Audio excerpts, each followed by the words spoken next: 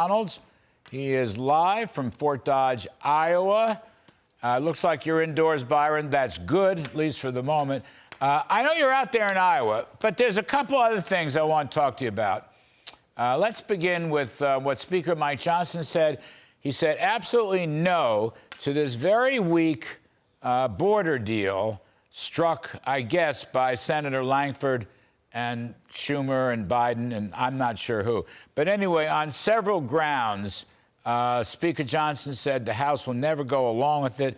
You're a key player in all that, Byron, and I know you're in Iowa, but talk to us about what you can tell us about stopping a bad deal on the border, please.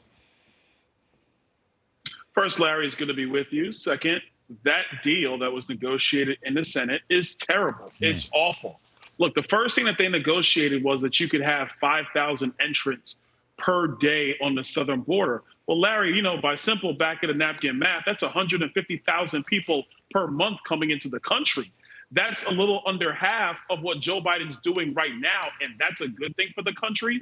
We should limit all entrants into the country so we can at least take stock of the people who are here and then go forward. They just want to cut the number in half and say that they did something for the country. It makes no sense at all. They want to add new work permits, new green cards for a bunch of people who are in this country through Biden's open border policies. It will be a disastrous mistake for this country because it would set the precedent that all you have to do is have a weak president, blow open our asylum privileges, and if you just hang around for a year or two, you'll get green cards and work visas. We should do none of that. Speaker Johnson is right when it comes to that deal. It is dead on arrival in the House. They shouldn't even talk to us about that deal. I mean, Mike Johnson keeps defending H.R. 2, which is a pretty good piece of legislation. And, you know, Byron, he talks about, Mr. Johnson, that is, talks about building the wall, remain in Mexico, Title 42, catch and deport. I mean, that's the way this thing should be framed. You know, these phony piecemeal, little of this, little of that. You're right, by the way, giving work permits to illegals, which is exactly what we don't want to do. I hope it's possible politically for you all to hold the line on this terrible deal. Well, I'll tell you, Larry, what is politically feasible for House Republicans right now is to tell Joe Biden a very simple message. Number one, don't talk to us about Ukraine funding without securing the border. And number two, really don't talk to us about government funding without securing this border. The number one job of the federal government, something that President Trump did phenomenally, which is why voters want him back. But the number one job is to secure this nation. That is the job of the federal government, and they are failing at that job, not just at that southern border, but also on the world stage. Joe Biden is failing. So if you're dealing with a company that is failing, Larry, you're a smart business mind. Why would you give it more money? You tell it to clean up its operations if you want to come back to the piggy bank. But until then, you got to clean up your operations first. You don't deserve more money. Yeah, you know, I agree with you, Congressman.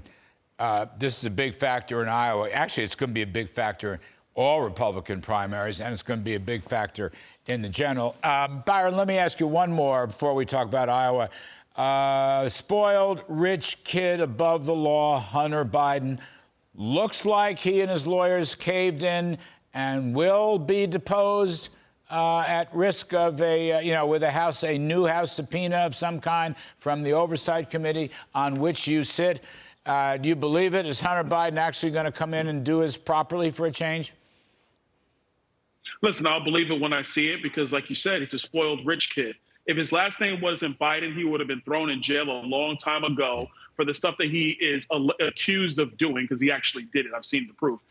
Secondarily, frankly, he would have never had access to anybody to get this kind of money because the only reason he had access is because his daddy is the current president, then vice president, and a longtime senator in our politics.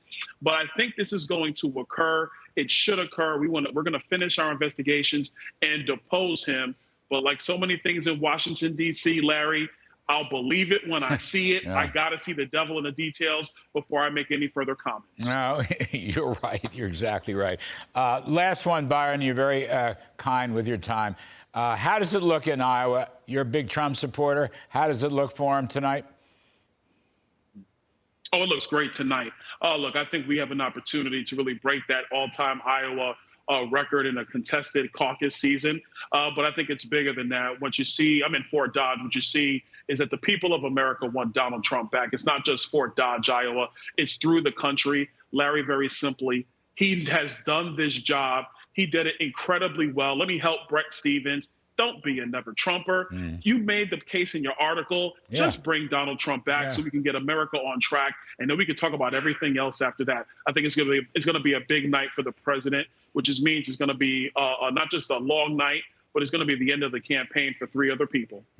You know, Byron, you're so good. You're such a great communicator yourself. Maybe you and I should go together, have a cup of coffee with Brett Stevens, who I've known for years when he was on the editorial page of the Wall Street Journal. And he's a very smart guy. He's a very smart guy, as evidenced by that fine column. He talked stuff in that column, Byron, that you and I have been talking about for a couple of years, about the key issues facing us and why Trump is well qualified.